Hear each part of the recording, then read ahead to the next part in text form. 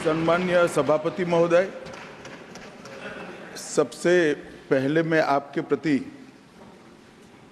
आभार का भाव प्रकट करना चाहता हूं कि इस महत्वपूर्ण चर्चा में आपने मुझे हिस्सा लेने का मौका दिया है। महोदय, ये चर्चा जो है, ये चर्चा एक और तो हमारे संविधान के कारण हमारा देश इतना कितना आगे बढ़ा इसका जनता को एहसास कराएगी। दूसरी ओर हमारे संविधान की मूल भावनाओं के कारण ही 75 साल में लोकतंत्र के मूल पाताल तक गहरे गए हैं, इसका भी एहसास होता है।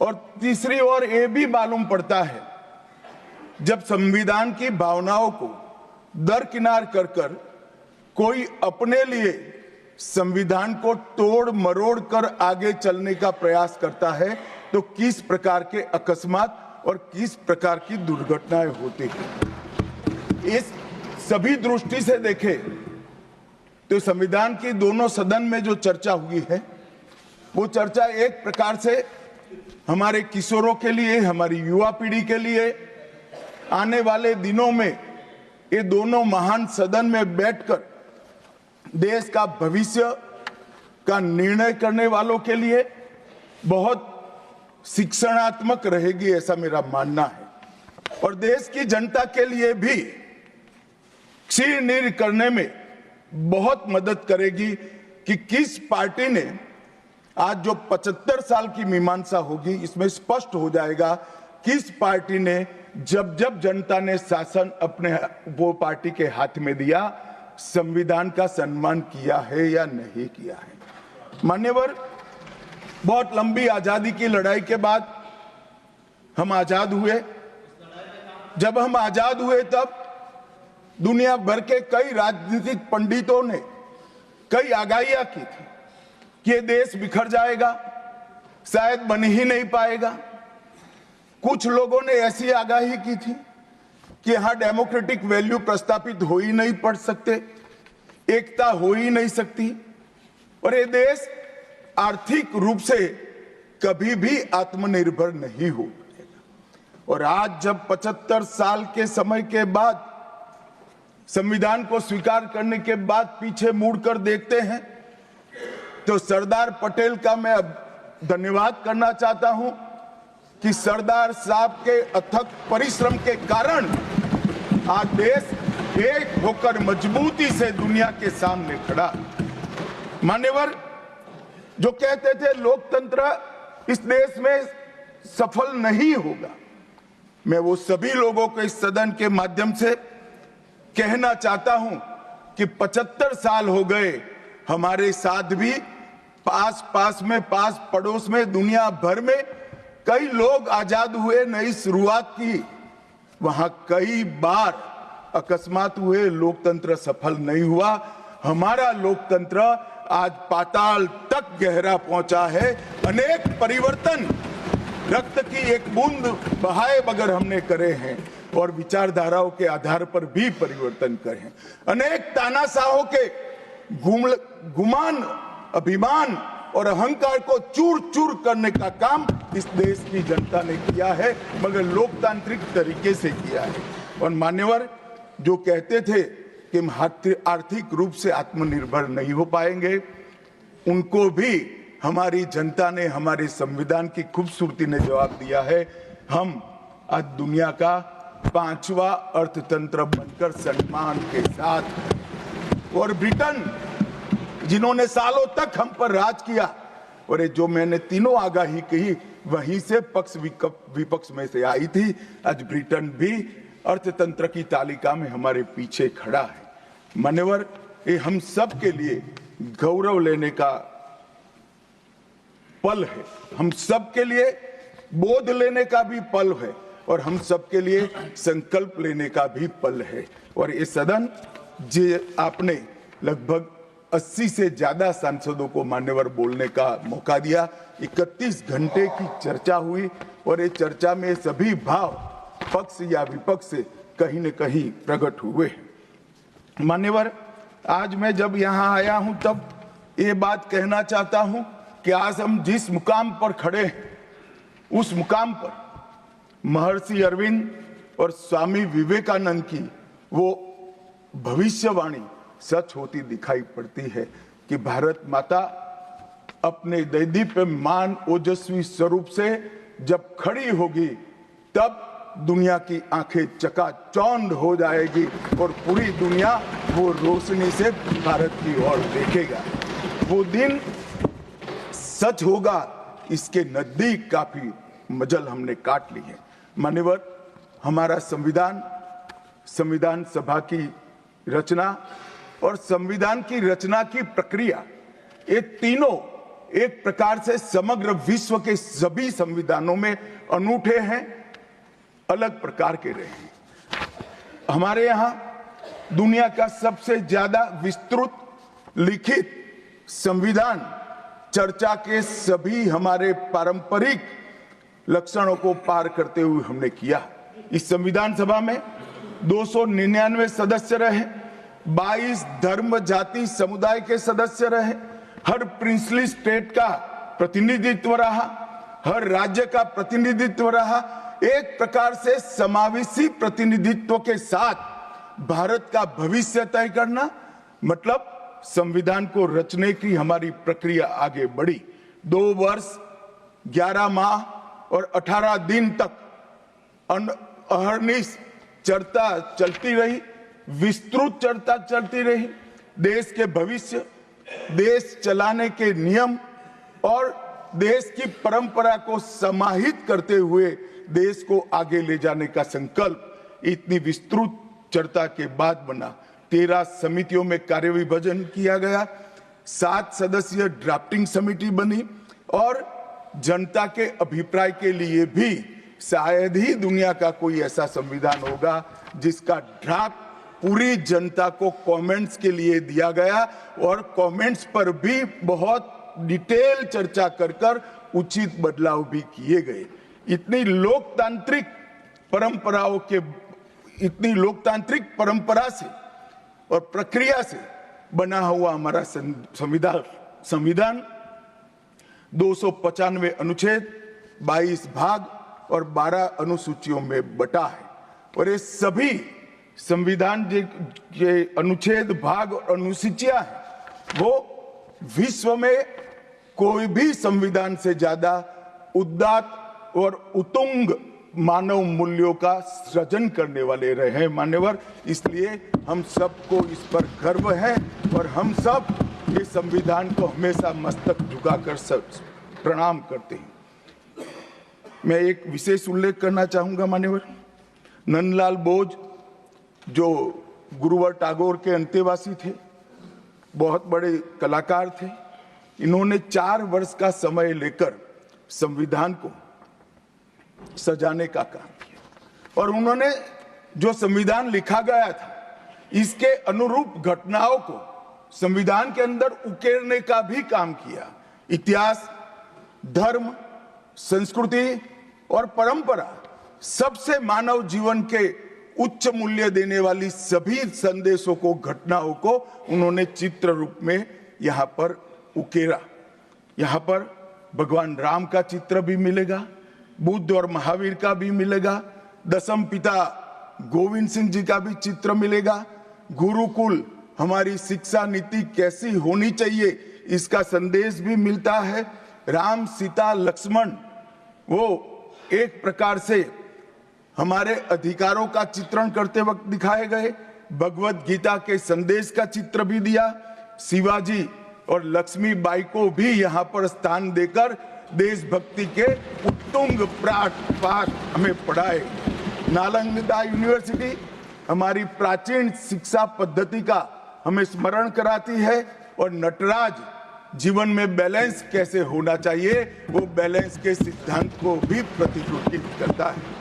मैंने आज थोड़ा यहाँ आने से पहले क्या क्या चर्चा हुई राज्यसभा में, उसमें हमारे एक सम्मानीय सदस्य ने कहा कि चर्चा का स्तर कितना नीचा हो गया है कि यहाँ चित्रों की चर्चा हो रही है।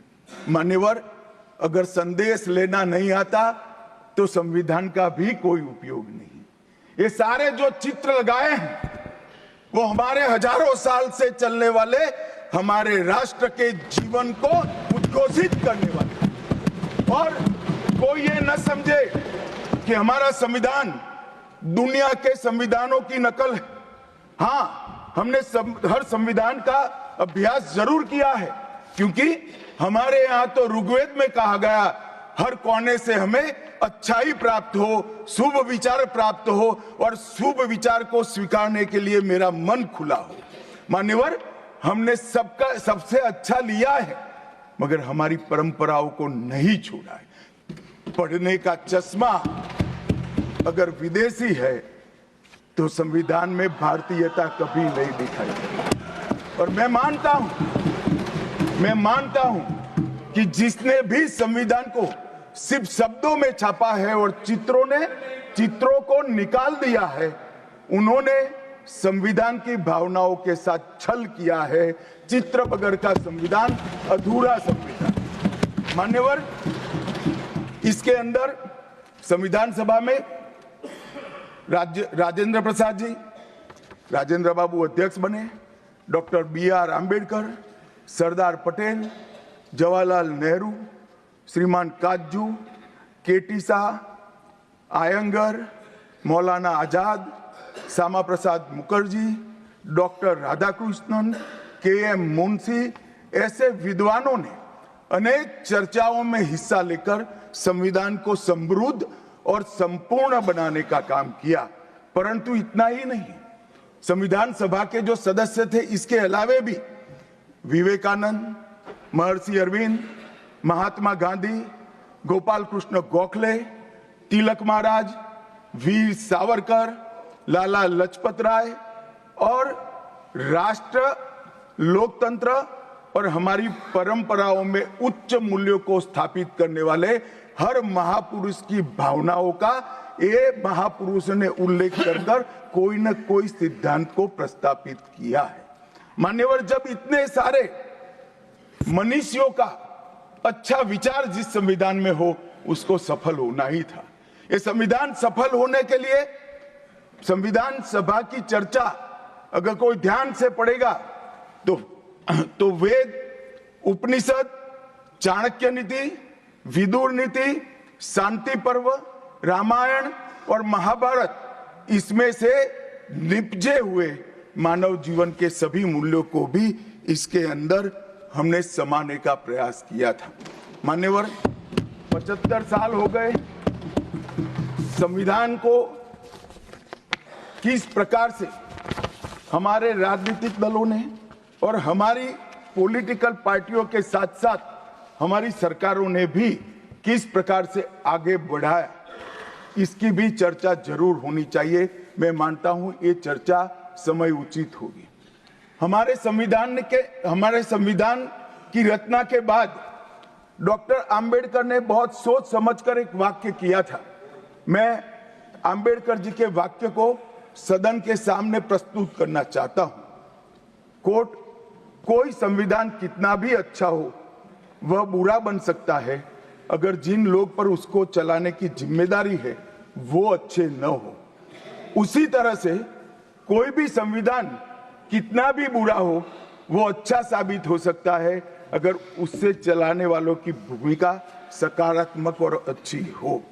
ये दोनों घटनाएं मान्यवर हमने हमारे संविधान के 75 साल के कालखंड के अंदर देखी है, और मैं तथ्यों के आधार पर सदन के सामने और सदन के माध्यम से देश की जनता के सामने भी रखना चाहता हूं। हमारे संविधान को कभी भी अपरिवर्तनशील नहीं माना गया। समय के साथ साथ देश भी बदलना चाहिए, समय के साथ साथ कानून भी बदलने चाहिए और समय के साथ साथ समाज भी बदलना चाहिए। परिवर्तन ये जीवन का मंत्र है, सत्य है। इसको हमारे संविधान सभा ने स्वीकार किया था। इसलिए आर्टिकल 368 में संविधान संशोधन इसके लिए प्रोविजन किया गया। अभी कुछ राजनेता आए हैं, 54 साल की आयु में अपने आप को युवा कहते हैं और ये घूमते रहते हैं, संविधान बदल देंगे, संविधान बदल देंगे, संविधान बदल देंगे। मैं उनको समझाना चाहता हूं कि संविधान बदलने का प्रोविजन, संविधान के प्रावधानों का बदलने का प्रोविजन अनुच्छेद 368 के अंदर संविधान में ही है। और मैं आज फिर से एक बार कहना चाहता हूं, थोड़ा ज्ञानवर्धन भी हो जाए किसी का। भाजपा ने 16 साल राज किया, माननीय 6 साल अटल जी ने किया, 10 साल मोदी जी ने किया और 5 साल और मोदी जी करेंगे। एक प्रकार से 16 साल हमने शासन किया। 16 साल में हमने 22 बार संविधान बदला, संविधान के अंदर परिवर्तन की। और कांग्रेस ने 55 साल करा और 55 साल में 77 परिवर्तन कांग्रेस ने भी किए, कांग्रेस के शासन में भी हुए। अब भारतीय जनता पार्टी और कांग्रेस दोनों ने परिवर्तन किए। ये परिवर्तन का टेस्ट कैसा था, किस प्रकार से किए गए? संवैधानिक प्रक्रिया से भी परिवर्तन होते हैं और संविधान को तोड़ मरोड़ कर, फॉर्मेलिटी कर भी परिवर्तन कर सकते हैं। परिवर्तन करने का उद्देश्य क्या था, क्या हासिल करना था? क्या हमारे लोकतंत्र को मजबूत करने के लिए परिवर्तन किए गए? क्या हमारे जिनको अधिकार नहीं है ऐसे लोगों को समकक्ष अधिकार लेने के लिए परिवर्तन किए गए, या अपनी राज्य सत्ता को टिकाने के लिए परिवर्तन? इस पर से ही पार्टी का कैरेक्टर, पार्टी के चलने की पद्धति और पार्टी का संविधान में विश्वास, ये सबको मालूम पड़ता है। मैं ज्यादा संविधान के संशोधन में नहीं जाऊंगा मान्यवर। दोनों प्रमुख दलों के 4 संविधान संशोधन को मैं लेना चाहूंगा। पहला संशोधन हुआ 18 जून 1951 में। संविधान सभा ने ही ये संशोधन करना पड़ा, क्योंकि संविधान बनाने के बाद, संविधान स्वीकारने के बाद आम चुनाव में जाने तक का भी धैर्य कांग्रेस पार्टी में नहीं था। अभी लोकसभा नहीं बनी थी, अभी राज्यसभा नहीं बनी थी और संशोधन लेकर आए। अब उसका उद्देश्य क्या था? 19A जोड़ा गया। 19A जोड़ा गया, वो किस लिए जोड़ा गया? अभिव्यक्ति की आजादी पर स्वतंत्रता को, अभिव्यक्ति की आजादी, अभिव्यक्ति की स्वतंत्रता को कर्टेल करने के लिए पहला सुधार आया। और किसने किया मान्यवर? उस वक्त प्रधानमंत्री कौन था? श्रीमान जवाहरलाल नेहरू उस वक्त प्रधान। आप बता चुके। अब मान्यवर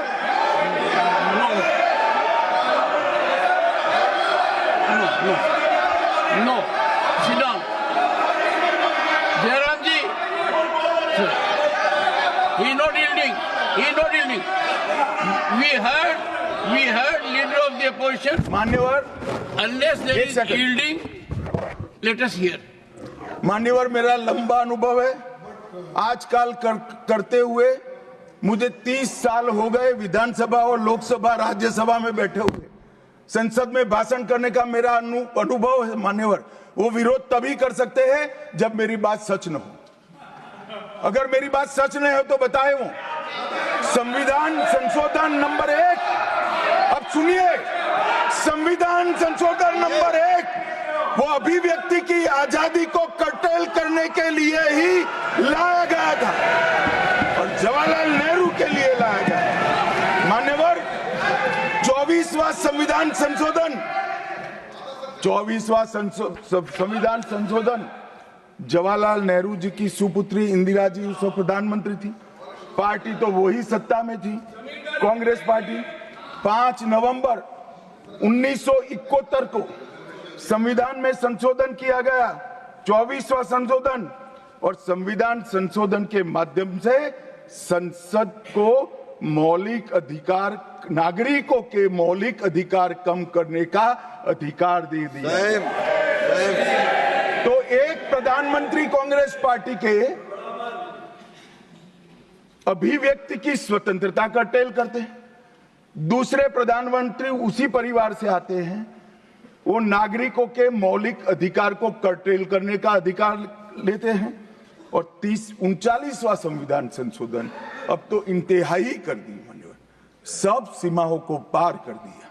मान्यवर, आप तो अधिवक्ता रहे हैं।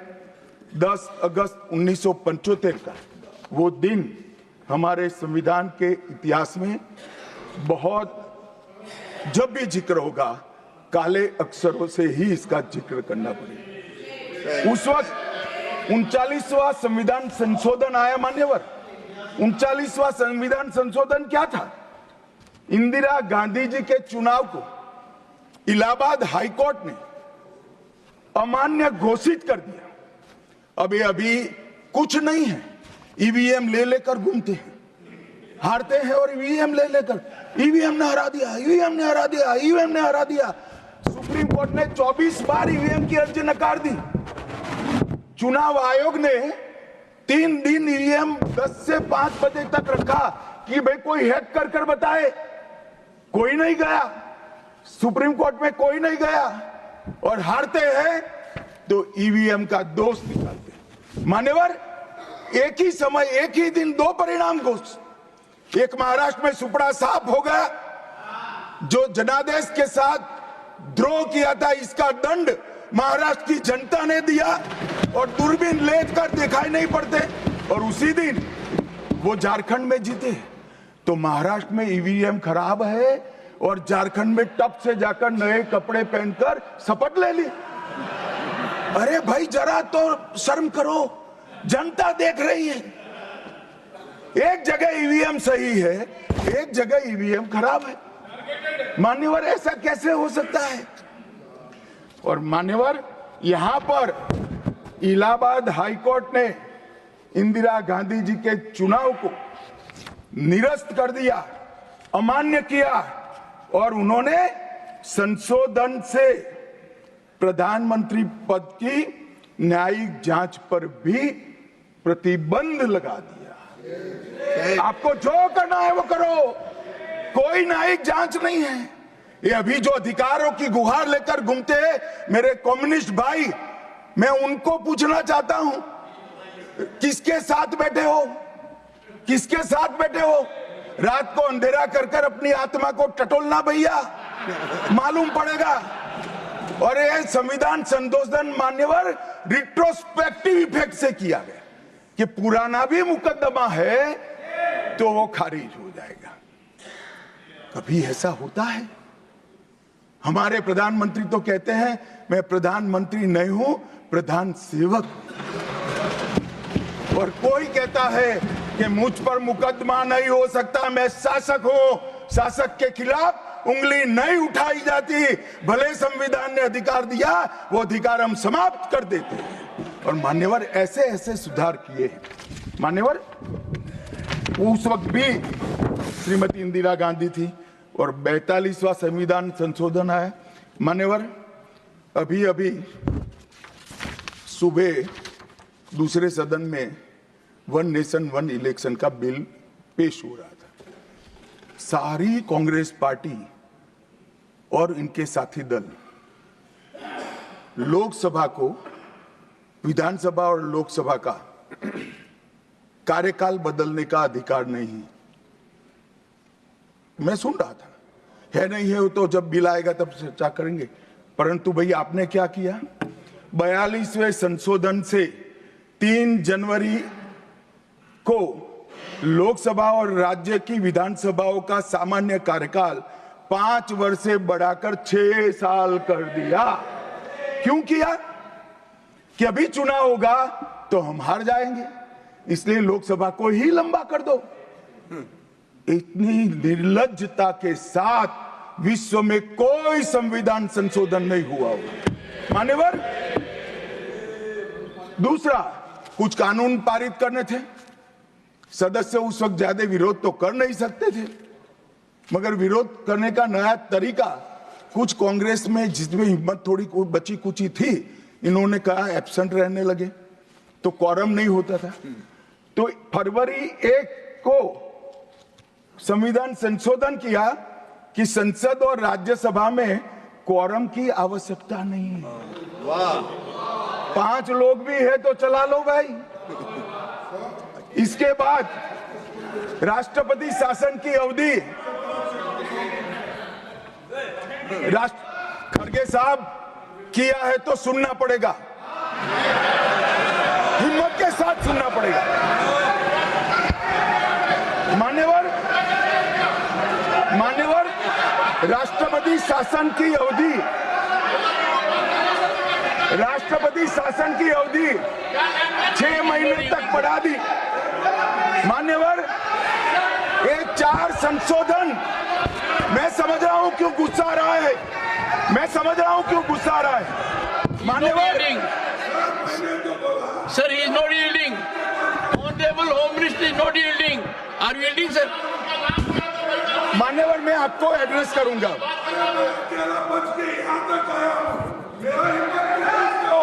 तुम तो कायर हो, मान्यवर, तुम लड़ाकू हो। Okay. मान्यवर, मैं आपको एड्रेस करूंगा। Go on record. What the Honorable Home Minister said. खड़गे जी, मैं आपका बहुत सम्मान करता हूं। आपकी हाजिरी वहां दर्ज करने के लिए कृपया बैठे, मुझे बोलने दीजिए।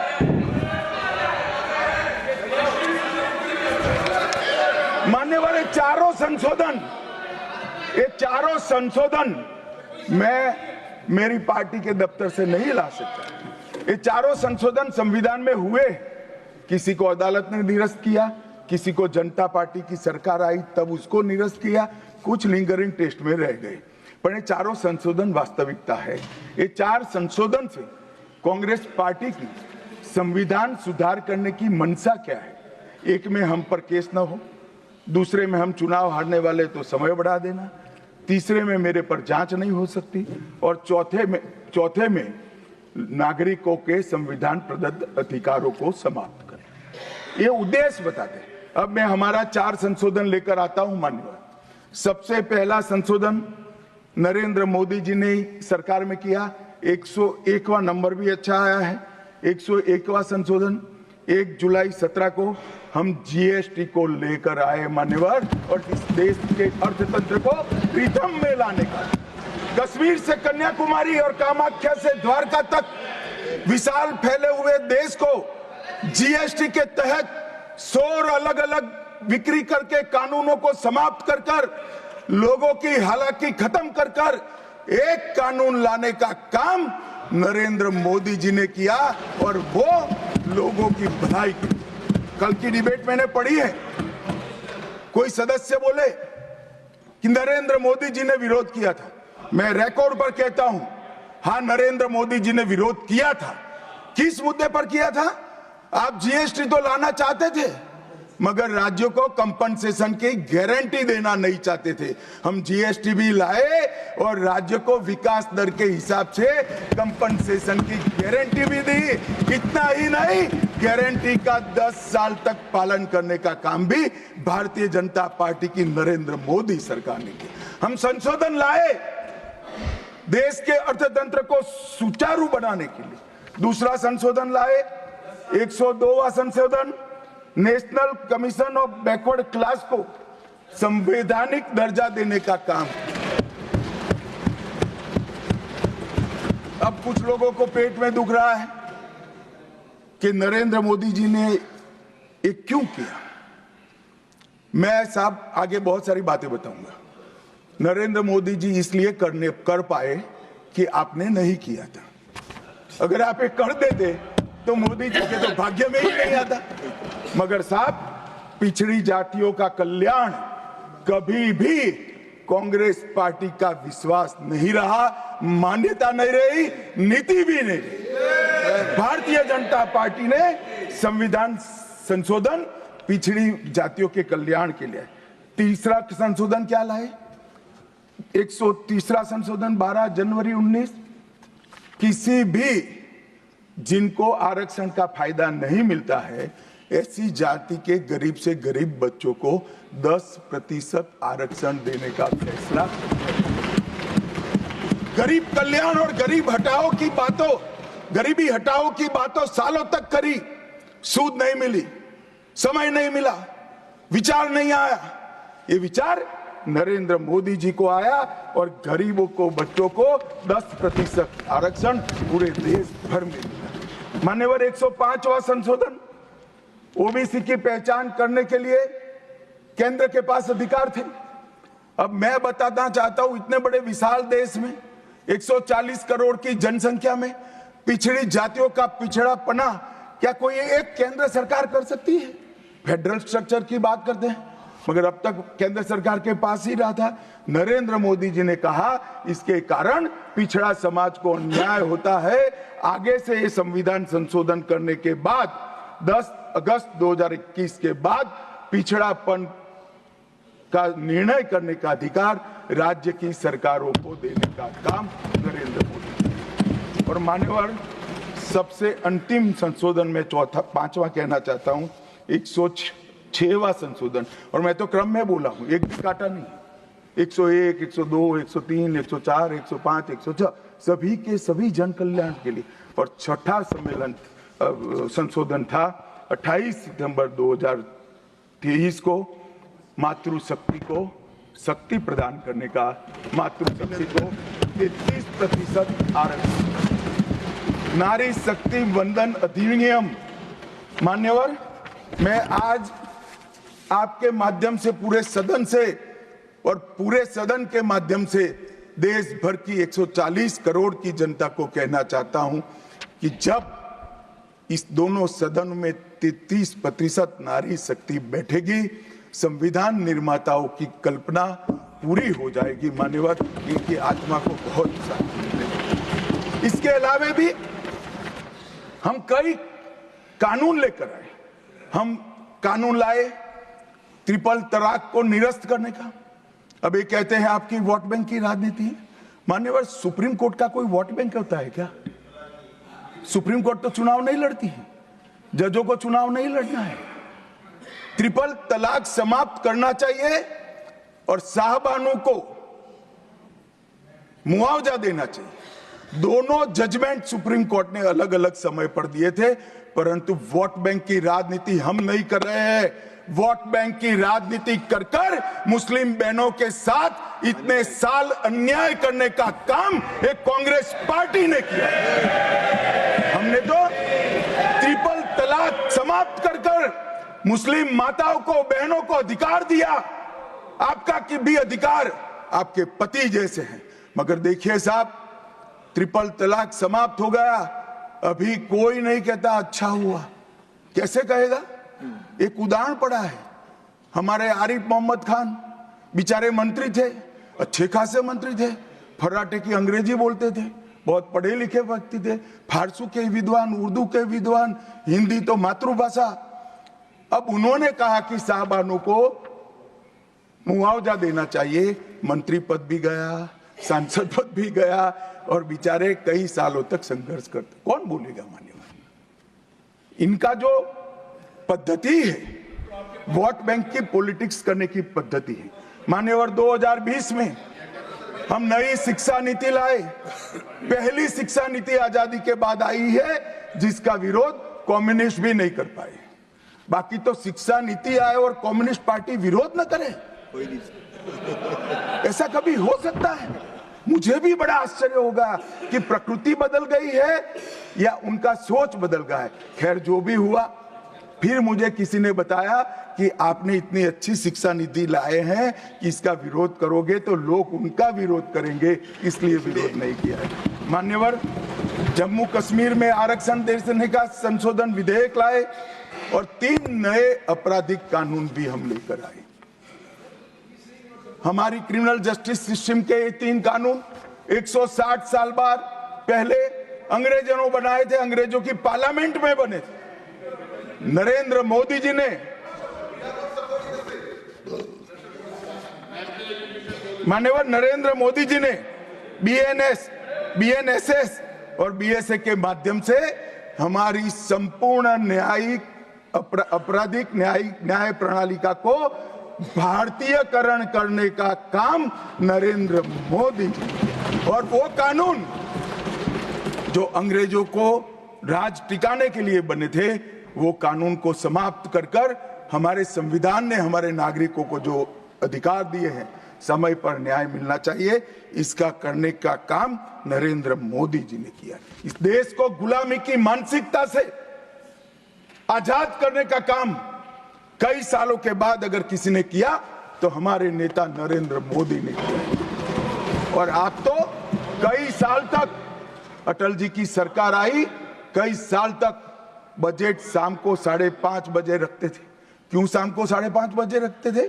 क्योंकि इंग्लैंड की रानी के घड़ी में उस वक्त 11 बजते थे। आजादी के इतने सालों तक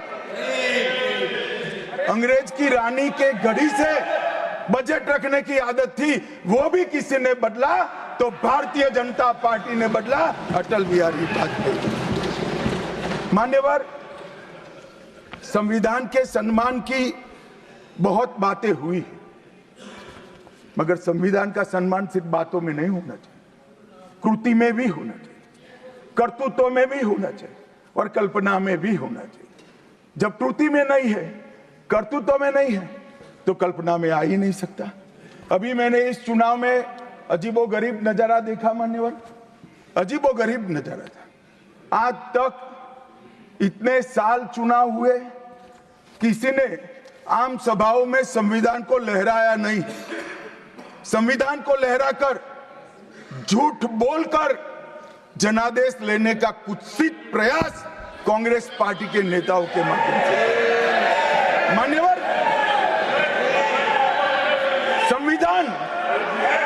संविधान लहराने का मुद्दा नहीं है, संविधान बहकाने का मुद्दा नहीं है। संविधान विश्वास है, संविधान श्रद्धा है, संविधान को सम्मान करने का। मान्यवर, वो नरेंद्र मोदी जी को, और लोकसभा में तो किसी को मालूम नहीं पड़ा।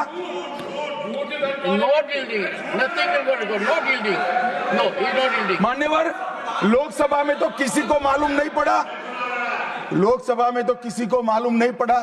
जागरूकता थी। महाराष्ट्र में भी लहराने के अलावे बांटने गए तो एक पत्रकार के हाथ में भी आ गया, खोला तो मान्यवर पूरा कोरा था, अंदर कुछ लिखा ही नहीं था, प्रीएम्बल भी नहीं था। मान्यवर, इतना बड़ा छल। आपकी बात नहीं कर रहा मैं, ये तो पकड़े जाने के बाद तो सब लोग सुधर जाते हैं। मान्यवर, 75 साल के इतिहास में, संविधान के आयुष्य में, संविधान के नाम पर इतना बड़ा छल मेरे जीवन में तो मैंने ना देखा है ना जाना है। और कारण ढूंढते हैं कि क्यों हारे। मैं बता दूं, कारण मत ढूंढिए, कमेटी की जरूरत नहीं है। संविधान और आरक्षण करते थे, लोग जान गए कि संविधान फर्जी लेकर घूमते हो तो लोगों ने हरा दिया। मान्यवर, ये प्रति जो लेकर घूमते हैं, इसमें गोखले साहब ने क्या लिखा है वो एक बार पढ़ लें। उन्होंने लिखा है कि इंदिरा जी और कांग्रेस पार्टी ने संविधान पर सबसे ज्यादा कठोर कुठाराघात करने का काम किया है। जो प्रति लेकर घूमते हैं ना, उसकी प्रस्तावना में लिखा गया। माननीय अध्यक्ष, माननीय सभापति महोदय, माननीय सभापति महोदय, संविधान कैसे तोड़ा मरोड़ा जा सकता है, इसके भी मैं 2 उदाहरण देना चाहता हूं। हमारे सेना के जवान, सुरक्षा दलों के जवान, वो हमारी मातृभूमि की 1 इंच भूमि पर जान देने के लिए तैयार है। सैकड़ों हजारों लोग शहीद हुए 1 इंच भूमि के लिए। और मान्यवर, किसी को भी भूमि देनी है तो आर्टिकल 1 अमेंड करना पड़ेगा। आर्टिकल 1 में हमारे भूभाग की व्याख्या की गई है, इसको बदलना पड़ता है। तमिलनाडु के पास एक टापू था, कच्चा तीवू टापू। वो टापू 1974 में अचानक ही एक एग्रीमेंट कर वन फाइन मॉर्निंग लंका को दे दिया गया। मान्यवर, चलो भाई, बहुमत था आपका, मान लो, ऐसे भरोसे से किया होगा कि संसद मेरा सम्मान रखेगी, परंतु बाद में भी ये आर्टिकल 1 का बदलाव आज तक नहीं आया है और वो हमारा भूभाग आज हमारा हिस्सा नहीं है। मान्यवर, ऐसा खिलवाड़ भारत नहीं, दुनिया के किसी भी देश में शासकों द्वारा संविधान के साथ नहीं किया होगा। मान्यवर, आप तो अधिवक्ता है।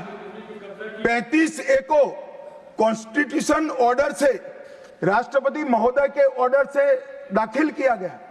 अब दाखिल तो हो सकता है, पर कॉन्स्टिट्यूशन ऑर्डर को दोनों सदन की परमिशन चाहिए, जो हमने धारा 370 हटाने के लिए ली।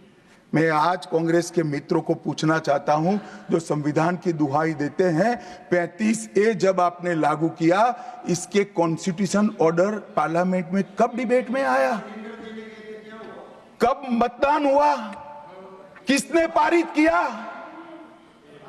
पार्टी को तो निजी परिवार की जागीर समझते हो, संविधान को भी निजी परिवार की जागीर आप लोग समझ रहे हैं।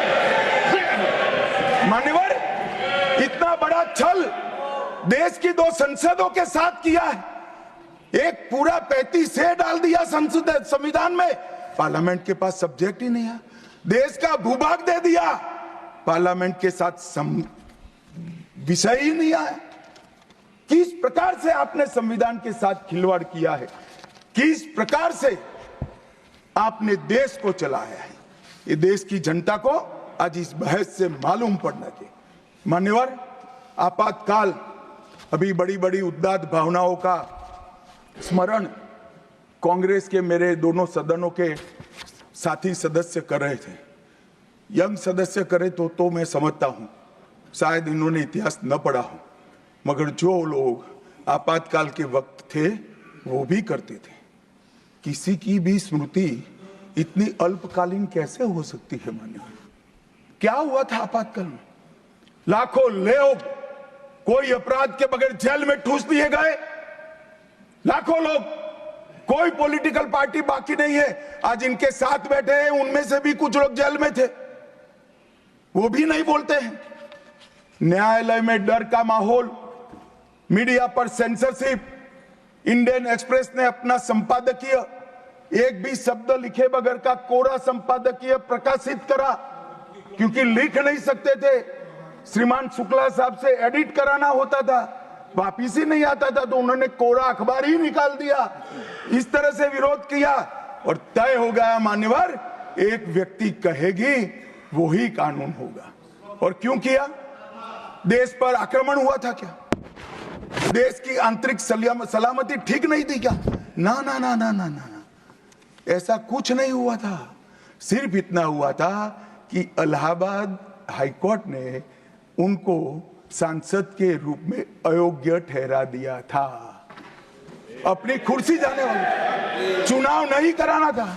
और मान्यवर, जब पार्लियामेंट, जब इसको चैलेंज किया गया और न्यायालय में, सर्वोच्च अदालत में जब चर्चा चली, तब उन्होंने कहा, नीरज डे को पूछा कि आर्टिकल 21 के तहत के अधिकार इमरजेंसी में समाप्त हो सकते हैं क्या? तो उन्होंने कहा यस सर। साहब, कोई भी वकील को यस सर कहने की इतनी बड़ी फीस नहीं मिली होगी। नीरज डे 11 साल तक अटॉर्नी जनरल रहे, एक यस सर कहने का। मान्यवर, डीओ ड्राफ्ट जो होता है वो कैबिनेट में, कैबिनेट मंत्रालय से आता है। कैबिनेट मंत्रालय में डीओ ही नहीं है। कैबिनेट का जो प्रस्ताव होता है कैबिनेट मंत्रालय के थ्रू जाता है, मगर आज कैबिनेट में कोई रिकॉर्ड नहीं है। कैबिनेट मंत्रालय में मैं तो छोटा था मान्यवर, मुझे जेल में नहीं जाना पड़ा। मेरी आयु होती तो मेरा भी सौभाग्य होता, पूरे 19 महीने इसके विरोध में मैं जेल में रहना पसंद करता, परंतु मैं छोटा था। मुझे इमरजेंसी की मालूमात कैसे पड़ी? मैं बीना का गीतमाला सुनता था, बीना का गीतमाला अचानक बंद हो गई, तो मैंने घर में झगड़ा किया कि बीना का क्यों गीतमाला क्यों नहीं आती। मेरे पड़ोस वाले चाचा ने कहा किशोर कुमार के साथ इंदिरा जी का झगड़ा हो गया है, बिना का गीतमाला में किशोर कुमार का आवाज नहीं आना चाहिए। तो नए गीतों की रिकॉर्डिंग हुई और किशोर कुमार और लता मंगेशकर के ड्यूएट गीत भी लता दीदी की आवाज में ही पूरे देश ने 19 महीना सुने साहब। देखिए डेमोक्रेसी की बात करें मान्यवर, इस प्रकार की कृति, ऐसा दंड दिया देश की जनता ने उनको कि अब स्वप्न में भी नहीं कर सकते हैं। ऐसी कृति कोई न करे, इसलिए ये बहस जरूरी है। और मान्यवर, हम तो संविधान का सम्मान करते हैं। नरेंद्र मोदी जी ने संविधान दिन मनाने की बात रखी तो एक वरिष्ठ कांग्रेसी नेता ने कहा क्या जरूरत है संविधान दिन की, 26 जनवरी तो है। बोलिए भाई, संविधान को जितनी भी बार स्मरण करोगे, इसकी भावनाओं के प्रति आपकी आस्था दृढ़ होगी। और मान्यवर, इसलिए नरेंद्र मोदी जी संविधान दिन मनाते हैं और संविधान के निर्माताओं की पुण्य स्मृति में मनाते हैं। मान्यवर, उस वक्त आज ही मुझे किसी शायर ने दुष्यंत कुमार की पंक्ति भेजी है इमरजेंसी के लिए। मैं ज्यादा भाषण इमरजेंसी पर करना नहीं चाहता, परंतु मैं जरूर कहना चाहूंगा। दुष्यंत कुमार की पंक्ति है, एक गुड़िया की कई कठपुतलियों में जान है, एक गुड़िया की कई कठपुतलियों में जान है। आज शायर ये तमाशा देखकर हैरान है। कल नुमाइश में मिला वो चिथड़े हाल कपड़े पहने हुए, मैंने उसको नाम पूछा तुम कौन हो, तो उसने कहा मैं संविधान हूं। दुष्यंत कुमार जी की कविता है मान्यवर, इंदिरा जी को समर्पित है। मान्यवर, जब संविधान बन रहा था, संविधान के हर आर्टिकल पर चर्चा चल रही थी। हम आजाद हो गए थे, आजाद हुए थे, पर हमारा देश कोई नया नहीं बना था। हम तो हजारों सालों से दुनिया में सबसे चिर पुरातन संस्कृति, चिर पुरातन धर्म और चिर पुरातन समाज जीवन लेकर निकले हुए देश हैं।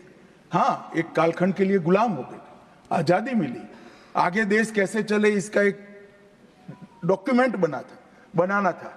तो उस डॉक्यूमेंट में चर्चा में आया कि अब देश का नाम क्या हो।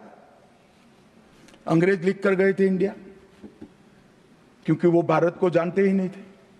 वहां जो प्रचलन में शब्द हो गए यूरोप में, वो शब्द उन्होंने हम पर थोप दिया था और गुलामी की मानसिकता ने इसको स्वीकार भी किया था। मगर जब आजाद हुए तब इस पर चर्चा हुई और अब उस वक्त के सदस्य सेठ गोविंददास ने दरखास्त किया कि देश का नाम भारत रखना चाहिए। उस वक्त जवाहरलाल नेहरू ने कहा कि पीछे देखने की जरूरत नहीं है, भविष्य की ओर देखिए। और मान्यवर, देश के नाम के अंदर इंडिया भी रहा, भारत भी रहा। खैर, मैं इस पर टिप्पणी करना नहीं चाहता, परंतु नजरिए का सवाल है। अगर इंडिया के चश्मे से भारत को देखोगे तो भारत समझ में नहीं आएगा, पूरा जीवन चला जाएगा। और इसलिए इन्होंने अपने गठबंधन का नाम भी इंडिया ही रखा है, इसीलिए रखा है, वही सोच से चलना है। और मान्यवर, हमारे प्रधानमंत्री जी ने विकास तो करना है, दुनिया में सबसे आगे बढ़ना ही है, विकास के साथ साथ विरासत को भी अपना कर आगे बढ़े। गुलामी की हर परंपरा को हम समाप्त करना चाहते हैं। हम एक आजाद मुल्क है, सार्वभौमत्व से लैस मुल्क है, किसी की परंपरा हमें स्वीकार नहीं है। परंपरा बदलनी है तो हम बदलेंगे, नए कपड़े हर कोई पहनता है, हम भी पहनेंगे, परंतु हमारी पुरानी परंपराओं पर हमें शर्म नहीं है।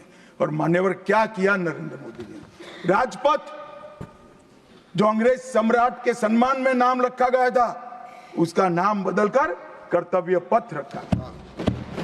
इंडिया गेट पर किंग पंचम जॉर्ज की मूर्ति लगी थी, मूर्ति हटा दिया, शर्म के मारे में स्थान खाली था।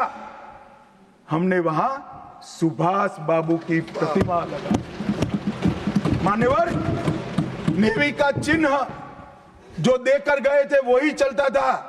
हमने वीर छत्रपति शिवाजी महाराज की नेवी के चिन्ह को हमने भगवान बिरसा मुंडा की 150वीं जयंती को जनजातीय गौरव वर्ष के रूप में मनाया। राष्ट्रीय युद्ध स्मारक हमने बनाया और राष्ट्रीय युद्ध स्मारक में अमर जवान की ज्योति को विलीन करने का काम भारतीय जनता पार्टी के नेता नरेंद्र मोदी। संसद के अंदर राजा जी ने जो उदात्त भावनाएं व्यक्त की थी, जिसको जवाहरलाल जी ने भी स्वीकारा था, मगर बाद में शर्म का एहसास हुआ, सेंगोल को इलाहाबाद के म्यूजियम में भेज दिया।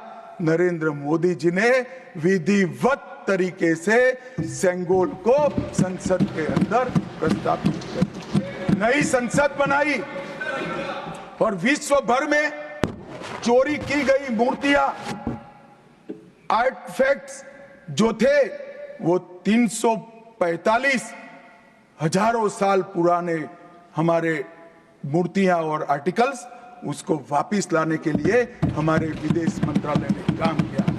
न्यू एजुकेशन पॉलिसी, पूरा देश अंग्रेजी में चले, ऐसे षड्यंत्र चले इतने सालों तक। न्यू एजुकेशन पॉलिसी में हमने कंपलसरी कर दिया बच्चे की प्राथमिक शिक्षा मातृभाषा में होगी। मान्यवर, मातृभाषा में आईएएस आईपीएस का एग्जाम नहीं दिया जाता था, हमने वहां मातृभाषा में एग्जामिनेशन को किया। अभी तमिलनाडु के सदस्य बोल रहे थे, पहले आप जिनके साथ बैठे हो उनके शासन में तमिल में आईएएस आईपीएस का पेपर नहीं लिख सकते थे। आज तमिल मीडियम में बड़ा हुआ बच्चा गर्व के साथ देश का टॉप ब्यूरोक्रेट बन सकता है। ये व्यवस्था हमने करी। मान्यवर, अंडमान और निकोबार के द्वीप समूह का नाम जो अंग्रेज रखे थे वो छोड़कर गए थे। सुभाष बाबू ने जब अंडमान निकोबार जीता तब उन्होंने नामकरण किया था शहीद और स्वराज, उसको भुला दिया गया। आजादी के बाद फिर से अंग्रेजों का नाम वापस लाए, नया न रखो कोई बात नहीं भाई, सुभाष बाबू ने रखा निकाल दिया। हमने डंके की चोट पर सुभाष बाबू के नाम शहीद और स्वराज दोनों वापस लाने का काम किया। ल्यूटियन में रेस कोर्स रोड पर रहते थे, हमने लोक कल्याण मार्ग करा। डेलहाउसी रोड का नाम दारा सिकोह के नाम से किया और निर्मला जी ब्रीफकेस की जगह वही खाता लेकर आज जब बजट देती है तब पूरे देश भर के भारतीय संस्कृति के लोगों को आनंद होता है। मान्यवर, 1500 से ज्यादा पूरे नए कानूनों को हमने समाप्त करने का काम किया। इन्होंने अपने परिवार की प्रसिद्धि के अलावे कुछ नहीं किया। हजारों जगह पे गांधी नेहरू परिवार के नाम मिलेंगे और किसी का नहीं। सुभाष बाबू का पुतला भी हमने लगाया। मान्यवर, हमने प्रधानमंत्री संग्रहालय बनाया। जवाहरलाल जी से लेकर नरेंद्र मोदी जी के पहले जितने बने वो सभी प्रधानमंत्रियों के जीवन कवन को हमने दिखाने का काम किया। वहां पहले सिर्फ जवाहरलाल जी का मिशन, G20 की अध्यक्षता हमने की और भारतीय सांस्कृतिक और वैश्विक समन्वय को हमने प्रोत्साहित। राम मंदिर का निर्माण, काशी विश्वनाथ धाम का पुनरुद्धार, काशी उज्जैन शारदा पीठ, करतारपुर साहिब कॉरिडोर, योग को वैश्विक पहचान और 160 साल पुराने कानूनों को खत्म करने का काम नरेंद्र मोदी जी ने किया। हम पीछे नहीं गए। ऐसा वो मानते थे पीछे चले जाओगे, पीछे नहीं गए। पीछे तो आप छोड़कर गए थे। आप 14वें नंबर पर छोड़कर गए थे, अटल जी 11 पे लाए, फिर 11 से नीचे नहीं गए, देश पर बड़ा उपकार किया। मोदी जी 11वें से 5वें नंबर पर लाए और 27 में 3रे नंबर पर पहुंच गए। मान्यवर, अभी कुछ नेताओं को आरक्षण में चुनाव जीतने की फॉर्मूला दिखाई पड़ती है। आरक्षण आरक्षण आरक्षण आरक्षण आरक्षण कोई आज की कल्पना नहीं है, हमारे संविधान निर्माताओं ने की। आर्टिकल 15 और 16 में एससी, एसटी और ओबीसी को आरक्षण का प्रोविजन किया गया है मान्यवर। ये मूल प्रोविजन है, कोई नया नहीं है। इतनी जोर से आरक्षण आरक्षण आरक्षण कर कर छाती चौड़ी कर कर चिल्लाते। आज मैं बताना चाहता हूं कि कांग्रेस पार्टी किस प्रकार से आरक्षण विरोधी पार्टी है मान्यवर। इनका कहना और करना दोनों अलग है मान्यवर। आरक्षण के लिए नेहरू जी के उद्गार अंत में मैं बताऊंगा, परंतु ओबीसी को आरक्षण देने के लिए 1995 में 55 में काका साहेब कालेलकर कमीशन बना मान्यवर। इसका रिपोर्ट कहां है? दोनों सदन के रिकॉर्ड पर मैंने ढूंढा, कहीं नहीं, बुला दिया गया।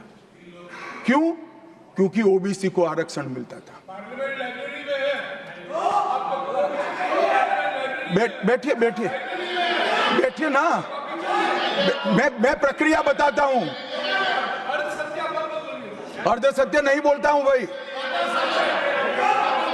एक सेकंड, छिपा कैसे सकते हो? छिपा कैसे सकते हो? बाबा साहब आंबेडकर का संविधान है, देश में लोकतंत्र है, कैसे छिपाओगे मान्यवर? कोई भी रिपोर्ट आता है, कोई भी रिपोर्ट आता है, अरे सुनो, कोई भी रिपोर्ट आता है उसको कैबिनेट के सामने रखना पड़ता है, फिर इस पर कार्यवाही जो की उसकी रिपोर्ट के साथ संसद के सामने रखना है। सही कह रहे हैं, उन्होंने संसद में लाने की जगह पुस्तकालय में रख दिया। ओबीसी का आरक्षण इन्होंने लाइब्रेरी में रख दिया। और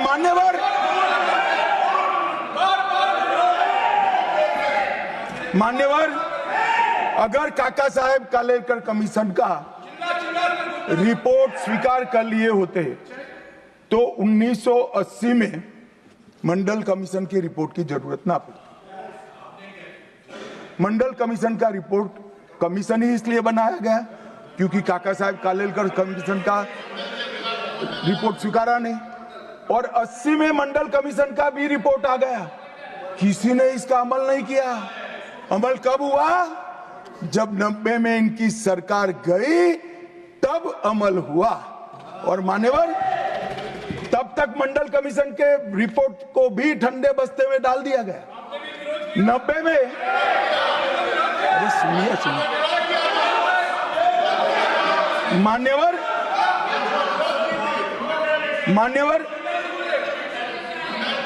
मंडल कमीशन के रिपोर्ट को जब स्वीकार किया गया, लोकसभा में प्रतिपक्ष के नेता थे श्रीमान राजीव गांधी। मैंने राजीव गांधी जी के सभी भाषणों को खंगाला।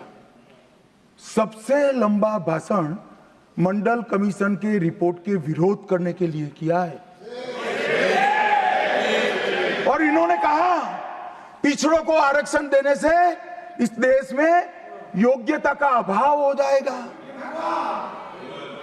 अब ये तो आपके विचार है मान्यवर। राजीव गांधी की स्पीच भी, श्री राजीव गांधी की स्पीच भी लोकसभा के रिकॉर्ड पर पड़ी है। लाइब्रेरी में आप जाते हैं, लोकसभा की स्पीच निकलवा कर नहीं पढ़ते। जयराम जी पढ़ लीजिए एक बार। और नरेंद्र मोदी जी ने क्या किया मान्यवर? ओबीसी कमीशन को नरेंद्र मोदी जी ने मान्यता दी, पिछड़ा वर्ग का सम्मान किया, नेट, नीट, जेई उसमें ओबीसी का आरक्षण किया।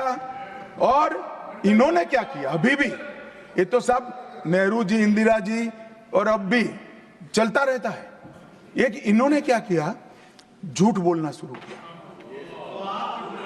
कि हम आरक्षण बढ़ा देंगे, आरक्षण बढ़ा देंगे। आरक्षण बढ़ाना चाहिए, आरक्षण 50% से ज्यादा बढ़ा। ये क्यों बढ़ाना है मैं बताना चाहता हूं मान्यवर। झूठ नहीं, असत्य, झूठ की जगह असत्य। चलिए मान्यवर, आपने भी करेक्ट किया था। खड़गे जी की बात को स्वीकार कर लेता हूं। उन्होंने झूठ नहीं बोला, वो सत्य से परे बोले हैं, वो नहीं बोलना चाहिए मान्यवर। इन्होंने 50% से ज्यादा आरक्षण करने की वकालत की। मैं आज देश की जनता को कहना चाहता हूं कि देश के 2 राज्यों में धर्म पर आरक्षण अस्तित्व में है, धर्म के आधार पर आरक्षण, ये गैर संवैधानिक है मान्यवर। संविधान सभा की कोई भी डिबेट आरक्षण के प्रावधान करने वाले आर्टिकल की पढ़ लीजिए, इसमें स्पष्ट किया गया है कि कोई भी आरक्षण धर्म के आधार पर नहीं हो सकता, आरक्षण पिछड़ापन के आधार पर।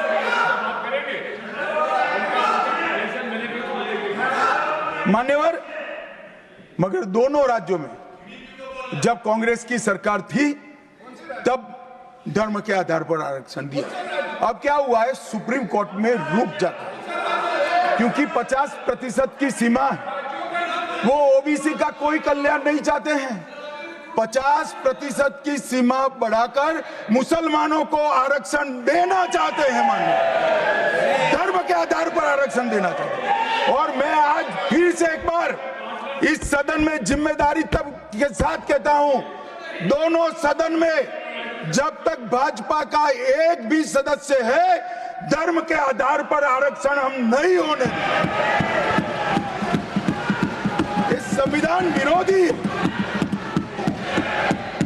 मान्यवर, मैं अब कांग्रेस पार्टी ने कभी धर्म के आधार पर आरक्षण अरे दिया है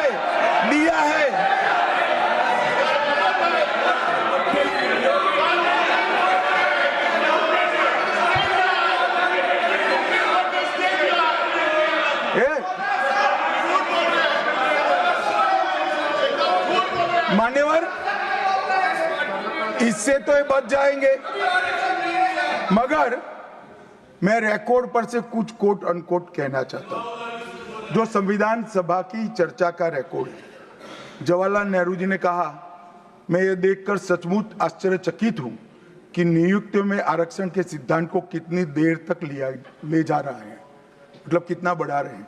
मुझे नहीं लगता कि ये बिल्कुल अच्छा है। ऐसा लगता है कि मुदलियार और ब्राह्मणों के सिवा लगभग सभी जातियों को पिछड़ा वर्ग में शामिल कर देंगे। मान्यवर, सरकारी सेवाओं में आरक्षण के लिए इनके विचार थे। मैं इस बात से चिंतित हूं कि सरकारी सेवाओं में नियुक्ति के लिए जिस तरह से बहुत सारी जातियां और समूहों के आरक्षण के प्रस्ताव आते हैं, ये बहुत बुरी प्रवृत्ति है। इससे सरकारी कामकाज और आम तौर पर विकास और सार्वजनिक जीवन में गिरावट आएगी। मान्यवर, ये इनके विचार है, आज तक नहीं बदले, यही विचार है। मगर अभी जोर से बोलना, एक शब्द का प्रयोग मैं नहीं कर सकता, आगे गलती हो गई थी।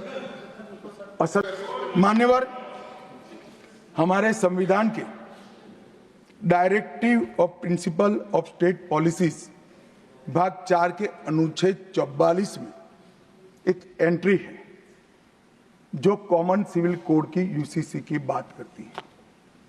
क्योंकि हमारे संविधान का फैब्रिक पंथ निरपेक्ष है, हर जाति, हर धर्म, हर समुदाय के लोगों के लिए समान कानून होना चाहिए, इसका हमारा संविधान पक्षधर है। मान्यवर, ये यूसीसी क्यों नहीं आया? यूसीसी इसलिए नहीं आया कि संविधान सभा समाप्त होने के बाद, चुनाव होने के बाद, पहले प्रधानमंत्री जवाहरलाल नेहरू जी मुस्लिम पर्सनल लॉ लेकर आए और यूसीसी नहीं आया। मैं आज कांग्रेस पार्टी को इस सदन में सार्प पूछना चाहता हूं, क्या पंथ निरपेक्ष राष्ट्र के अंदर सभी धर्मों के लिए एक कानून होना चाहिए या नहीं होना चाहिए? इसकी कांग्रेस पार्टी स्पष्टता करे। क्या आप मुस्लिम पर्सनल लॉ का समर्थन करते हैं? और मान्यवर, इससे बड़ा छलावा नहीं हो सकता। मान्यवर, इससे बड़ा छलावा नहीं हो सकता। इन्होंने हिंदू कोड बिल भी ला दिया। हिंदू कोड बिल उठाकर देख लिए। हम तो नहीं चाहते कि हिंदू न्याय शास्त्र के आधार पर इस देश का कानून बने, अभी के जीवन के मूल्यों के आधार पर कानून बनना चाहिए। मगर हिंदू कोड बिल में एक भी पुरानी हिंदू न्याय व्यवस्था का कोई नामो निशान नहीं है।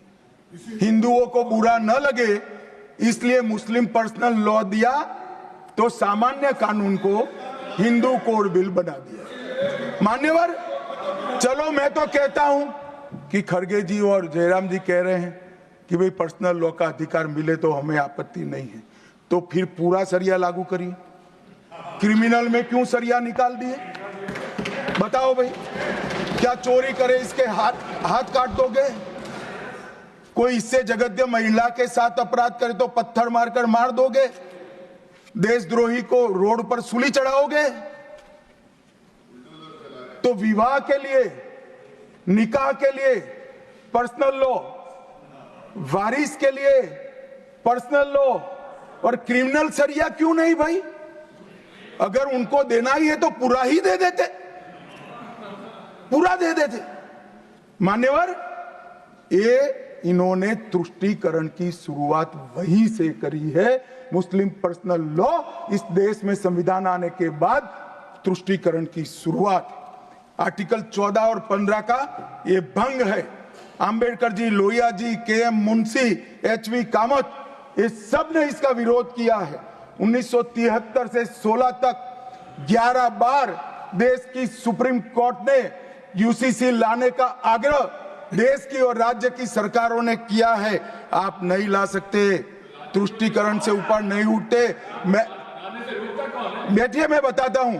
मान्यवर, हमने ही उत्तराखंड में भारतीय जनता पार्टी की सरकार ने यूसीसी लाया। हमारा काम करने का तरीका, मैं आपके माध्यम से दिग्विजय सिंह को कह रहा हूं। वो कहते हैं कौन रोकता है? हम खुद रोकते हैं। कारण बताऊं मैं? सुनने का धैर्य चाहिए, क्योंकि हमारा तरीका है कि लोकतांत्रिक तरीके से काम किया जाए। समाज के जीवन में इतना बड़ा सामाजिक बदलाव करने वाले कानून को उत्तराखंड सरकार ने मॉडल कानून के रूप में पारित किया है। इसकी न्यायिक मीमांसा होगी, इस पर सामाजिक चर्चा होगी, धर्म के विद्वान चर्चा करेंगे, कुछ सजेशन आएंगे तो इसको स्वीकारेंगे और बाद में भारतीय जनता पार्टी की सरकार हर राज्य में कॉमन सिविल कोड लेकर आए। आज तक नहीं मिला, वो भी कांग्रेस पार्टी के तुष्टीकरण ने की नीति थी। मान्यवर, अभी एक फैशन होगा है, अभी एक फैशन होगा है, अंबेडकर अंबेडकर अंबेडकर अंबेडकर अंबेडकर अंबेडकर। इतना नाम अगर भगवान का लेते तो 7 जन्मों तक स्वर्ग मिल जाता। अच्छी बात है ना? ना सुनिए तो, सुनिए ना, आप सुनिए ना, मैं बताता हूं। हमें तो आनंद है कि अंबेडकर का नाम लेते हैं। अंबेडकर का नाम अभी 100 बार ज्यादा लो, परंतु साच अर्थ में अंबेडकर जी के प्रति आपका भाव क्या है ये मैं बताता हूं। मान्यवर, अंबेडकर जी को देश की पहली कैबिनेट से इस्तीफा क्यों दे दिया? अंबेडकर जी ने कई बार कहा कि अनुसूचित जातियों और जनजातियों से हुए व्यवहार से मैं असंतुष्ट हूं, सरकार की विदेश नीति से मैं असहमत हूं और आर्टिकल 370 से मैं असहमत हूं। इसलिए वो छोड़ना चाहते थे। उनको आश्वासन दिया गया, आश्वासन पूरा नहीं हुआ। उन्होंने इग्नोरेंस के चलते इस्तीफा दे दिया और एक श्री बी.सी. रॉय ने पत्र लिखा कि अंबेडकर और राजा जी जैसे 2 महानुभाव मंत्रिमंडल छोड़ेंगे तो क्या होगा। तो नेहरू जी ने उनको जवाब में लिखा है, राजा जी के जाने से तो थोड़ा बहुत नुकसान होगा, अंबेडकर के जाने से मंत्रिमंडल कमजोर नहीं होता है। मान्यवर, ये विचार जो खड़गे जी कह रहे हैं ना, क्या आपत्ति है? जिसका विरोध करते हो उसका वोट के लिए नाम देना कितना उचित है? क्योंकि अब अंबेडकर जी को मानने वाले पर्याप्त संख्या में आ गए हैं, इसलिए आप अंबेडकर अंबेडकर कर रहे हो। मान्यवर, मुंबई के मेयर ने एक पत्र लिखा था कि मऊ में अंबेडकर जी का स्मारक बनाना चाहिए। मऊ में जो अंबेडकर जी का जन्म स्थान था, सुझाव लिखा। उन्होंने कहा आमतौर पर स्मारक निजी पहल से बनाने चाहिए। यदि सरकार किसी प्रकार की सहायता करती है तो वो उचित नहीं होगा। उनके कितने स्मारक बने साहब? कोई स्मारक आंबेडकर जी का नहीं बना, देश भर में नहीं बना। आंबेडकर जी के स्मारक कब बने? जब भारतीय जनता पार्टी सत्ता में आई, तब मऊ में डॉक्टर आंबेडकर के जन्म स्थान पर स्मारक बना, लंदन में अध्ययन करते थे वहां स्मारक बना, नागपुर में शिक्षा दीक्षावलित वहां बना, दिल्ली में महापरिनिर्वाण स्थल पर बना और मुंबई में चैत्य भूमि में भी बन रहा है। हमने 5 तीर्थ बनाए महामानव। और मैं मानता हूं मान्यवर, मैं मानता हूं कि आंबेडकर जी के सिद्धांतों पर चलना नहीं और वोट के लिए उनकी गुहार लगा देना। 14 अप्रैल को राष्ट्रीय समरसता दिवस घोषित किया हमने, 26 नवंबर को संविधान दिवस घोषित किया। उस वक्त भी इसका विरोध कांग्रेस के वरिष्ठ नेताओं ने किया। मान्यवर,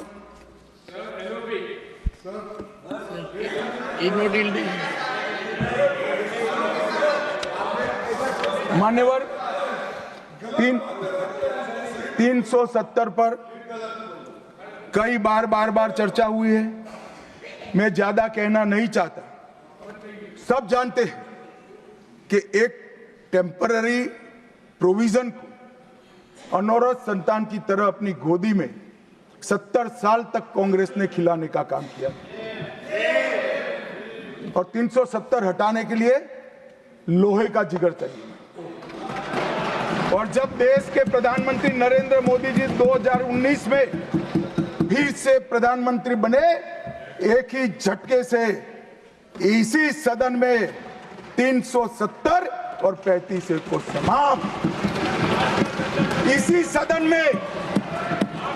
सदन में कहते थे खून की नदियां बह जाएगी। खून की नदियां छोड़ो, कंकड़ चलाने की किसी की हिम्मत नहीं है। कंकड़। और मान्यवर क्या हुआ? इसके बाद क्या हुआ? 35,000 पंचायत के सदस्य आजादी के बाद पहली बार चुनकर आए। 2 करोड़ 11 लाख एक वर्ष में पर्यटक आए। पत्थरबाजी शून्य हो गई। आतंकवादी घटना 92% कम हो गई। एरिया डोमिनेशन बढ़ा। 33 साल के बाद घाटी में थिएटर में रात्रि का शो चल रहा है। 34 साल के बाद ताजिया का जुलूस निकला। पहाड़ी, गुर्जर, बकरवाल और वाल्मीकि को आरक्षण मिला और घाटी के हर घर पर हर घर तिरंगा अभियान भी चला। श्रीनगर में फॉर्मूला 4 कार रेसिंग हुई। लाल चौक पर तिरंगा शान से फहरता है और दुनिया का सबसे ऊंचा रेलवे आर्च ब्रिज आज चिनाब नदी पर बन रहा है। सबसे बड़ी लंबी ट्रांसपोर्टेशन टनल फिर पंजाल में बनी और निर्यात रैंकिंग में अपना कश्मीर सभी यूटी में नंबर 1 पर निर्यात में आया। मान्यवर 80,000 करोड़ पाकिस्तान से आए हुए विस्थापित, घाटी से भगाए गए विस्थापित और पश्चिमी पाकिस्तान से आए हुए विस्थापित को 80,000 करोड़ दिया और 1,19,000 करोड़ का निवेश आज आ गए। मान्यवर 370 के रहते 70 साल में 12,000 करोड़ का निवेश आया था। अब 5 साल के अंदर 1,19,000 करोड़ का निवेश। G20 के डेलीगेट्स भी वहां गए। अमरनाथ यात्रा में 4.5 लाख यात्रियों ने अपनी श्रद्धा व्यक्त की और कुपवाड़ा के शारदा देवी मंदिर में 600 वर्ष के बाद पहली बार दीपावली मनाने का काम। मान्यवर ये कहते हैं 370 हटाने से क्या हुआ? मैं बताता हूं, आपकी तुष्टीकरण की दुकान बंद हो गई है। तुष्टीकरण बंद हो गई। मान्यवर आज संविधान के आर्टिकल 124 में न्यायपालिका की व्यवस्था के लिए हमारा जिक्र है। कांग्रेस पार्टी की सरकारों ने आर्टिकल 124 की भावनाओं के साथ किस तरह से खिलवाड़ किया है वो मैं आज सदन के माध्यम से सभी सदस्यों को और देश को बताना चाहता हूं। पहला मामला 1973 में जब संसद और सुप्रीम कोर्ट के बीच में न्यायिक पुनरावलोकन जुडिशियल रिव्यू के लेकर संघर्ष हुआ, तब उसको समाप्त कर देने का काम कांग्रेस पार्टी ने किया और इसके बाद में केशवानंद भारती ने फिर से इसको रिस्टोर किया। फैसले से नाराज होकर, फैसला तो चलो पक्ष में भी आता है, खिलाफ भी आता है, हमारे खिलाफ भी कई फैसले आते हैं, क्या कर सकते, मानना चाहिए, हमारी संवैधानिक व्यवस्था है, आर्टिकल 124 कहता है। परंतु कांग्रेस ने क्या किया, 3 वरिष्ठ न्यायाधीश जस्टिस JM सेलत, KS हेगड़े और AN ग्रोवर, तीनों को प्रमोशन से महरूम कर सजा देकर चौथे न्यायाधीश को प्रमोशन देने का काम करा, जिसके कारण ये 3 सज्जनों ने अपना अपमान महसूस करते हुए संविधान की सुरक्षा के लिए इस्तीफा देकर घर पे जाना पसंद किया। ये किया है मैंने। दूसरा मामला 76 में ADM जबलपुर बनाम शिवकांत शुक्ला, ये बार बार दोहराना चाहिए, 140 करोड़ लोगों को रट हो जाना चाहिए जिससे कोई हिम्मत ना कर सके इमरजेंसी डालने की। हर बच्चे को रटाना चाहिए कि तानाशाहों को क्या करना चाहिए। मान्यवर ADM जबलपुर,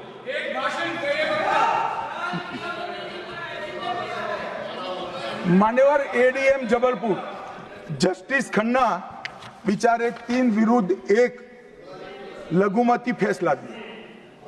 क्या हुआ, वो कभी भी चीफ जस्टिस नहीं बन पाए मान्यवर, उनको रिटायर्ड हो जाना। ADM जबलपुर और उसके बाद में तीसरा मामला कॉलेजियन प्रणाली को एक साथ इन्होंने 18 उच्च न्यायालय के न्यायाधीशों का ट्रांसफर कर दिया, जिसमें 4 मुख्य न्यायाधीश भी थे। और कारण क्या था मान्यवर, क्यों किया, कोई कदाचार था, कोई भ्रष्टाचार था? ना ना ना ना, ये सभी 18 उच्च न्यायालय के न्यायाधीशों ने प्रत्यक्षीकरण मतलब हेबियस कॉर्पस को एंटरटेन किया, जो उनका संवैधानिक अधिकार है। इमरजेंसी में कैसे हेबियस को आप एंटरटेन कर सकते हो, इस मुद्दे पर उन्होंने इसको आगे कर दिया। मान्यवर आर्टिकल 34, 14 और 21 इसकी सेंस को निकाले तो हर व्यक्ति को समानता से जीने का अधिकार है। हम कम्युनिस्ट सोच से बना हमारा संविधान नहीं है। सब समझते हैं कि व्यक्ति की माली हालत इसका भाग्य, परिश्रम और बुद्धिमत्ता के आधार पर तय होती है। हर व्यक्ति एक समान माली हालत में नहीं रह सकता, मगर आर्टिकल 14 और 21 का मतलब इतना तो जरूर निकलता है कि इनको बेसिक सुविधाएं मिल जाए, घर मिले, बिजली मिले, पानी मिले, खाना मिले, इलाज मिले, शिक्षा मिले।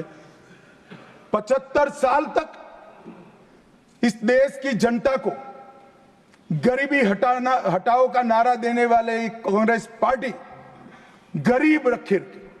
और मान्यवर 10 साल में नरेंद्र मोदी जी ने 9.6 करोड़ गरीब महिलाओं को उज्ज्वला का कनेक्शन देकर उनके घर में गैस पहुंचा। 12 करोड़ गरीबों के घर में शौचालय पहुंचे।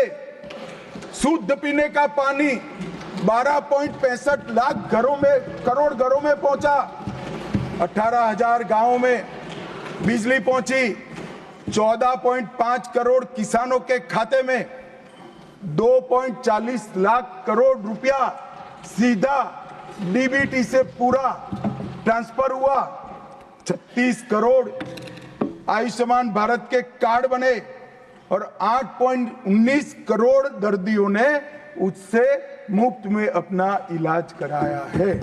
और मान्यवर अब 70 साल से अधिक कोई भी आय वर्ग का व्यक्ति हो, इसको 5 लाख तक का इलाज मोदी सरकार ने, प्रधानमंत्री जी ने फ्री कर दिया। 36 राज्यों में 80 करोड़ लोगों को one nation one ration card दिया, 5 किलो अनाज मुफ्त दिया, 25 लाख करोड़ रुपए की राशि सीधी बैंक खातों में डीबीटी के माध्यम से गई है।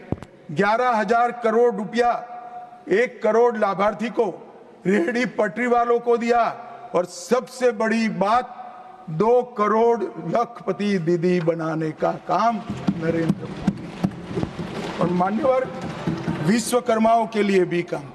अभी मान्यवर ये बात मैं बहुत संवेदनशील होकर के आप सदन के सामने रखता हूं। लोकसभा में चर्चा हो रही थी, कांग्रेस पार्टी के एक वरिष्ठ सदस्य ने कहा सावरकर के लिए जो उन्होंने उद्गार निकाले मैं तो रिपीट नहीं कर सकता। मान्यवर, सावरकर जी के सामने जो वीर लगा है ना, वो कोई सरकार, कोई पॉलिटिकल पार्टी की चुनी हुई सरकार ने नहीं दिया है। इसके सामने वीर, उनकी वीरता के कारण 140 करोड़ लोगों ने। मान्यवर, ऐसा उत्कृष्ट देशभक्त जिसके लिए ऐसे उच्चारण देश की सबसे बड़ी पंचायत में होते हैं, इसके बारे में कोई जानकारी लिए बगैर लगातार कई सालों से झूठ फैलाया जाता है। मैं आज रिकॉर्ड पर कहना चाहता हूं मान्यवर,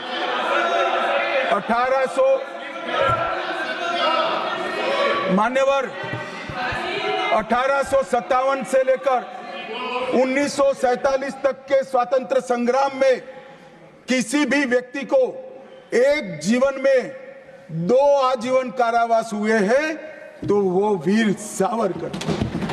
मध्य दरिये में देश को आजादी दिलाने के लिए टॉयलेट तोड़कर दरिया में छलांग लगाने का साहस किसे में था तो वीर सावरकर। एक ही जेल में 2 भाई काला पानी की सजा काट रहे थे, 10 साल तक भाई एक दूसरे को देखे नहीं। ऐसा वीर परिवार पूरे देश में दूसरा नहीं। मान्यवर, आज सावरकर जी की एक उक्ति मैं यहां पर कहना चाहता हूं। उनका एक मराठी में वाक्य है, तुझ साठी मरण ते जनन, तुझ बिन जनन ते मरण। इसके आगे है, हे मातृभूमि तेरे लिए मरण मृत्यु ही जीवन है और तेरे बिना जीवन मेरे लिए मृत्यु से भी कठिन। ये देशभक्ति के वाक्य जिस व्यक्ति के मुंह से निकले, इसके लिए इस प्रकार की सदन में चर्चा करते हैं, सार्वजनिक रूप से बोलते हैं और गर्व महसूस करते हैं। क्या देशभक्ति कोई विचारधारा के साथ जुड़ी हो ही सकती है? देश के प्रति बलिदान किसी धर्म के साथ जुड़ा हुआ हो सकता है? किस प्रकार के स्तर पर हम देश के सार्वजनिक जीवन को ले गए हैं मान्यवर, और हमारी तो न माने, हमारी न सुने। सुनिए सुनिए, आप हमारी न माने, हमारी न सुने, हमको न स्वीकारे, मगर मैं इंदिरा जी के 2 वाक्य कोट करना चाहता हूं। एक, उन्होंने 1966 में सावरकर जी के निधन पर कहा, सावरकर एक महान व्यक्ति थे, उनका नाम साहस और देशभक्ति का पर्याय है। एक महान क्रांतिकारी जिन्होंने अनगिनत लोगों को प्रेरणा देने का काम किया, इंदिरा गांधी तत्कालीन प्रधानमंत्री। दूसरा, श्री बाखले को पत्र लिखा था कि आपका पत्र मुझे मिला, वीर सावरकर द्वारा ब्रिटिश सरकार के प्रति साहसी प्रतिरोध का हमारे स्वतंत्रता संग्राम के इतिहास में अपना एक महत्वपूर्ण स्थान है। मैं भारत के इस असाधारण पुत्र की जन्म शताब्दी के लिए कोटि कोटि शुभकामनाएं देती हूं प्रधानमंत्री। भाई हमारा तो न सुनो, मगर आप इंदिरा जी का भी नहीं सुनते हो। और मान्यवर, आपके माध्यम से ये रीड ना ना ना, सब बीच में नहीं जगह होती है। मान्यवर, मेरा आज इस चर्चा के माध्यम से देश भर के अलग अलग पॉलिटिकल पार्टी, अलग अलग विचारधारा, अलग अलग धर्म के लोगों को एक निवेदन है कि देशभक्ति, वीरता, बलिदान और समर्पण को धर्म के साथ, विचारधारा के साथ या पार्टी के साथ मत जोड़िए। जो वीर होता है वो वीर होता है, कोई भी पार्टी में जो होता है। जो देशभक्त होता है वो देशभक्त होता है, कोई भी विचारधारा का होता है। और जो बलिदान देता है वो बलिदान ही देता है, किसी भी धर्म के अंदर जन्म लिया हो। मान्यवर, ये बहुत नीचा विचार है, एक स्तर से नीचा विचार। और मैं चाहता हूं कि आज की चर्चा से देश की जनता इस प्रकार के चीजों का जवाब मांगना शुरू करे। मान्यवर, कांग्रेस पार्टी ने, हमारे संविधान ने 3 चीजों को, हर आर्टिकल का हार्द निकालेंगे तो कहीं ना कहीं इसे और जाएगी। 3 चीजों को हमारे संविधान ने नहीं स्वीकारा, क्योंकि हम लोकतंत्र में हैं, परिवारवाद नहीं होना चाहिए, पंथ निरपेक्ष राष्ट्र है इसलिए तुष्टीकरण नहीं होना चाहिए, और जन कल्याणकारी राज्य है इसलिए भ्रष्टाचार नहीं होना चाहिए।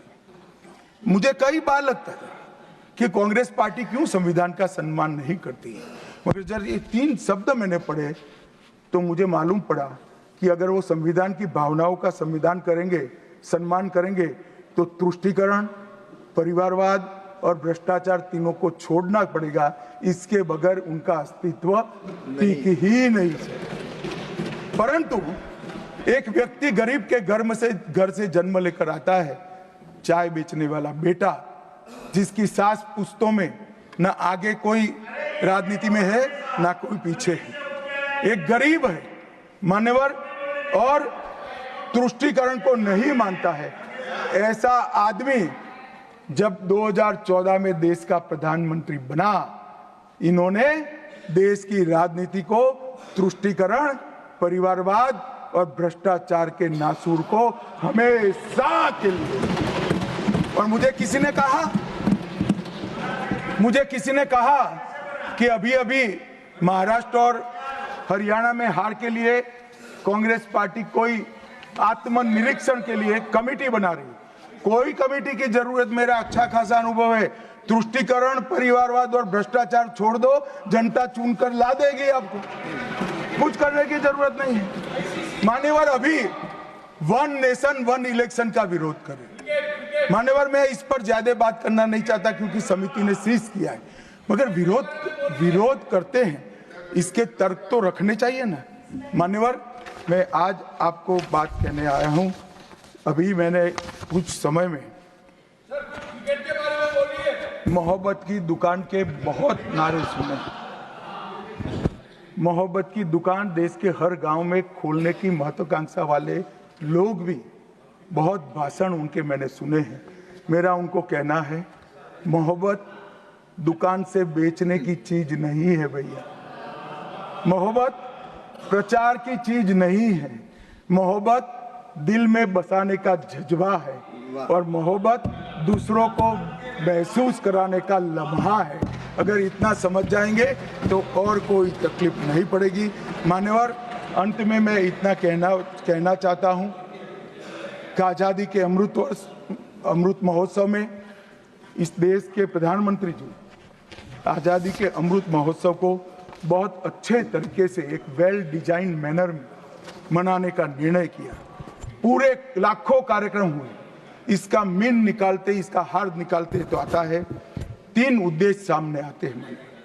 बालकों, बच्चे, युवा और जनता को आजादी के 90 वर्ष लंबे आजादी के संग्राम के इतिहास की जानकारी देना, गुमनाम आजादी के सेना नायकों का नई पीढ़ी और आने वाली पीढ़ी को परिचय कराना, 75 साल में हमने जो सिद्धियां प्राप्त की है इसका गौरव 140 करोड़ भारतीयों के मन में उत्पन्न करना, और जब आजादी के 100 साल हो गए तब ये देश पूरे संसार में हर क्षेत्र में नंबर 1 पर हो, ऐसे महान भारत की रचना। और ये संकल्प अब श्री नरेंद्र मोदी का नहीं रहा है। ये संकल्प देश के 140 करोड़ लोगों का संकल्प हो गया है। इसको जब भी मैं जनता के बीच में जाता हूं, इसको महसूस भी करता हूं। मान्यवर, आज मोदी जी ने अमृत काल की कल्पना करी है। अमृत महोत्सव की समाप्ति से शताब्दी तक हम दुनिया में हर एक क्षेत्र में एक नंबर पर हो, भारत विकसित हो, हमारा गौरववंत स्थान हो। तब मुझे लगता है कि महर्षि अरविंद और विवेकानंद जी ने जो कल्पना करी थी कि भारत माता अपने संपूर्ण दैदीप्यमान स्वरूप के साथ दुनिया के सामने खड़ी होगी और दुनिया की आंखें भारत माता की तेज से चकाचौंध हो जाएगी। वो स्वप्न सच होगा, इसका मुझे विश्वास है। स्वप्न सच करने का रास्ता, एकमात्र रास्ता हमारा संविधान है और इसमें छेड़खानी करने का किसी का साहस न हो, वो जनता ने सुनिश्चित करना है। आपने मुझे मौका दिया, इसलिए बहुत बहुत The House stands adjourned to meet at 11 a.m. on Wednesday, the 18th December 2024.